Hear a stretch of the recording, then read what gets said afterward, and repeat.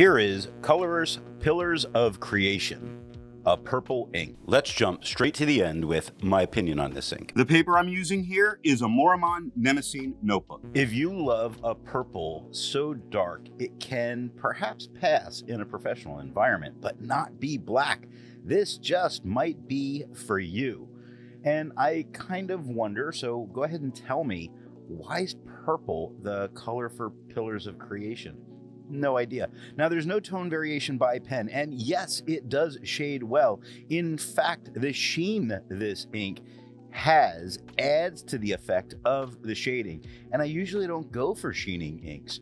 Now, it performs well on non-fountain pen friendly paper, though you will lose the sheen, and it does get a little duller in tone, yet still looks beautiful. Here's a real winner. That my problem is that I only had a sample of it to play with. I made sure that I wrote every pen out of ink and got every bit of enjoyment that I could get from it. This is such a great ink.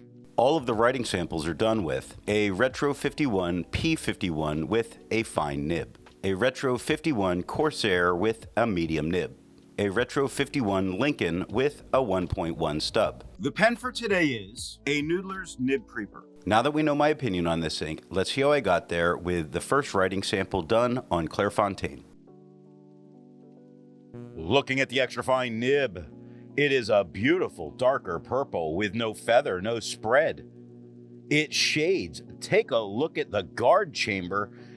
It's looking beautiful. It really got set up well by the king. Now, guard is mostly just that dark tone. The beginning of the G is a bit lighter. Now, chamber starts lighter with the C, becomes very dark with the H. The AM lighten up a little bit. The brr at the end does get a bit darker again.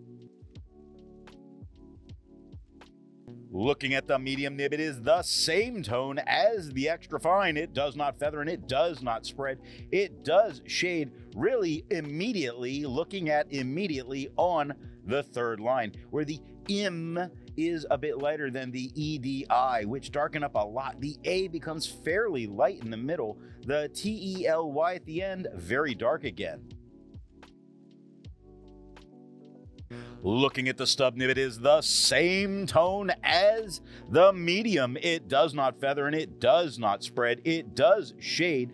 I think it's showing it off a little bit better. Take a look at understands on the first line, where the UN and beginning of the D are lighter. The downstroke of that D into the E become very dark. The R and beginning of the S light. It's the ST just like middle dark and super dark that it gives. The AN and beginning of the D lightening up a little bit. The D, or the end of the D, and the S at the end, very dark and beautiful. I didn't mention it with this, but the sheen is coming through on all three of these nibs, and it's looking good. It's not just giving sheen in the darker areas. Like most inks, this one comes in a bottle. This is how the Pilot Custom 823 fits. And here is the Pelican M1000. Here is the ink level when you can no longer fill a Lamy Safari. There is approximately 7 milliliters of ink left. The next writing sample is done in a Portage Reporter's Notebook.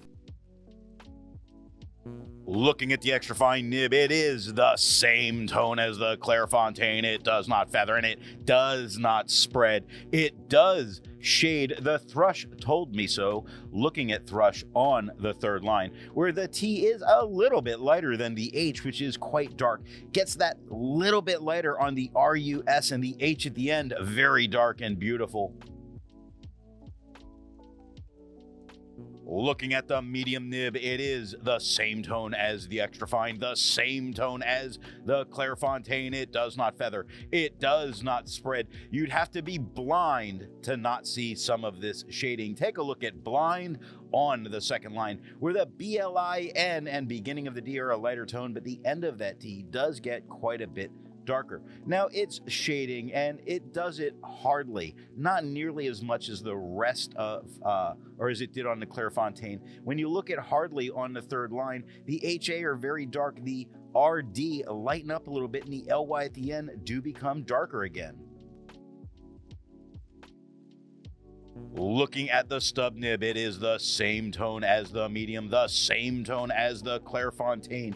It does not feather, it does not spread, it does shade, not as well as it did on the Clairefontaine, but it is there. If you take a look at bald on the first line, the B and the D bookending it darker than it was with the AL in the middle. Now, its shading is just all right. When you look at alighted, it was a horrible tie-in. The A is lighter than the light in the middle. The TED at the end does become even darker still. Looking at the back of the page, we get no bleeding and no ghosting. There's a lot to learn by doing multiple chromatographies. The one on the left is immediately put into water for 10 to 15 seconds. The one on the right, marked with a D, is let dry for 10 minutes before putting into water. The next writing sample is done on a national brand Steno notebook.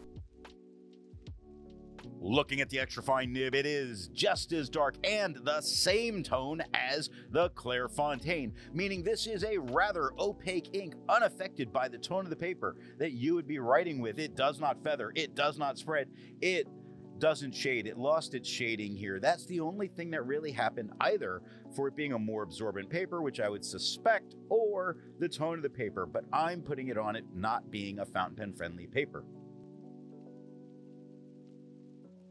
Looking at the medium nib, it is the same tone as the extra fine, the same tone as the Clairefontaine. It does not feather, it does not spread, it does have a couple of moments of shading, he said. Just a very light seasoning of it. Said on the second line, the downstroke of that D is a little bit darker. He on the second line is a little darker than 4 that came before it. Used starts lighter with the U, SE. The D at the end does become a slight bit darker. Looking at the stub nib, it is the same tone as the medium, the same tone as the Clairefontaine. It does not feather and it does not spread. It does offer just a little bit more shading than the medium did, not by much. The most noticeable thing is still how beautiful this ink is on the page and how unaffected by the tone of the paper that it is. Looking at the back of the page, we get no bleeding and no ghosting. Resistance tests are done to see how this ink can be expected to perform on the page, and more importantly, how hard it may be to clean from your pen. The smear is allowed to dry for 3 days before testing it. The highlighter is on the top left, pen flush is on the top right, 1/3 bleach solution is on the bottom left, and water is on the bottom right. The next writing sample is done in a Rhodia notebook.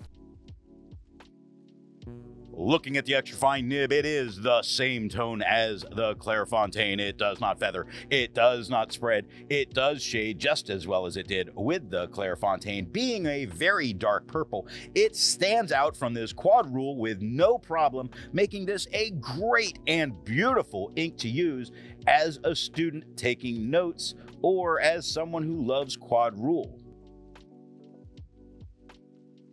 Looking at the medium nib, it is the same tone as the extra fine, the same tone as the Clairefontaine. It does not feather and it does not spread. It does shade just as well as it did on the Clairefontaine, and it is bold, standing out against that quad rule. Looking at the stub nib, it is the same tone as the medium, the same tone as the Clairefontaine. It does not feather and it does not spread. It does shade just as well as it did on the Clairefontaine. It does stand out very well against the quad rule. I think really the stub nib, for this being so dark and really getting to add some more character to it, is looking amazing. Looking at the back of the page, we get no bleeding, no ghosting, and can easily draw more pictures, diagrams, or take notes, or do whatever back here. With over 1,000 inks reviewed, let's take a look at some color comparables. Here is Califolio Fuchsia.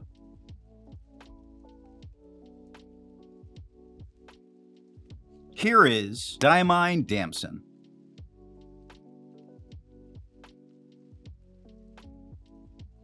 Here is Gerban Violet Pence.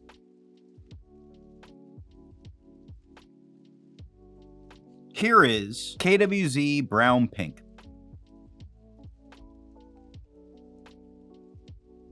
The next writing sample is done in a composition lab notebook. Looking at the extra fine nib, it is just as dark as it was on the Clairfontaine, but duller as a tone. Now, it does not feather, it does not spread, it does not shade, it does stand out against the quad rule. It will make your teacher happy to see this ink on the page. It is likely to earn you bonus points that weren't even available prior, just because it looks so good and will make them smile. Looking at the medium nib, it is the same tone as the extra fine, just as dark as it was on the Clairfontaine, but flatter in tone. No feather, no spread, no shading. Well, little bits of shading if you look at Treasure compared to ours on the first line. Not a huge standout thing, still gonna make that teacher smile, still gonna have extra points coming your way. No sheen coming through with this. It's a very absorbent paper. I don't know that I've ever seen sheen or really shimmer come through on it, so not a loss there. Looking at the stub nib, it is the same tone as the medium, just as dark as it was on the Clairfontaine. Same tone, a little bit flatter, just as it has been with the other nibs. No feather, no spread, some slight shading going on. Bonus with this paper that does not always shade very well, but it is there. So is the smile on the teacher's face when you write with a stub nib on this paper, with how well it stands out against the quad rule and the beautiful purple that we're getting. Looking at the back of the page, there's no wasted spaces. You can easily write notes back here with no bleeding and no ghosting. While it's nice to see ink in the same color family, I prefer to see ink to complement the color on the page. Here is Levenger Gemstone Green. Here is Mont Blanc Oyster Gray. Here is Diamine Flamingo Pink. Here is Ackerman Dutch Masters No. 3. The last writing sample is done on 20-pound copy paper. Looking at the extra fine nib, it is just as dark as it was on the Clairfontaine, yet slightly a different kind of purple. A little bit of a tone difference. Hard to explain 100%. Now, there's some slight feather, some slight spread. There is some shading going on. Most importantly, this is very usable on this paper. It's going to make everybody happy, unless what you want is sheen, because that's not coming through. Looking at the medium nib, it is the same tone as the extra fine. It does not feather, just kidding. It does not spread, just kidding. It shades like a beast, just kidding. No, but it looks good. It performs well despite the slight feather and the slight spread. I don't care whether it shades on this paper. I think what we have is a really beautiful purple going down on this page. Looking at the stub nib, it is the same tone as the medium. There's some slight feather and some slight spread. There are moments-ish of a little bit of shading going on. This is the kind of color that if your boss allows a purple, just by using it to fill out those TPS reports, you're going to find yourself getting a raise or moved up. Ask the Bobs, they'll tell you. Looking at the back of the page, we have some deep ink into the paper. Probably don't want to write back here. If you do write back here, then make sure to give back that stapler. So what nib and pen do I think are going to give the best writing experience with this ink? The paper I'm using here is yellow Rhodia paper. Straight up a dealer's choice, as all the pens were consistent in their tone and shading. Even the very wet nib creeper that you're seeing here. But the nib creeper did, being very wet, give more sheen than the other pens. If that's something that you're really going for, this is an all-around winner, and my God, this is a beautiful, beautiful ink from every pen. I hope you got something out of this video, and thanks for watching. I want to let you know that the best way you can support this or any channel is to let retailers know where you heard of something if you go to buy.